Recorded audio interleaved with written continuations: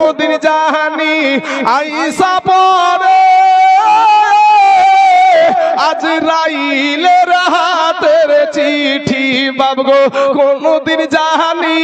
আইসা পরে আজরাইলের হাতের চিঠি ওই যে দেখো ডাকিতেছে তোমার কবরের মাটি ও তোর গহনা যৌবন ফুরাইয়া যাবে যৌবনে লাগবে ভাটি ওই যে দেখো ডাকিতেছে তোমার কবরের মাটি খবর পেয়ে আসবে আত্মীয় স্বজন চতুর্পাশে বসে তারা করিবে কন্দন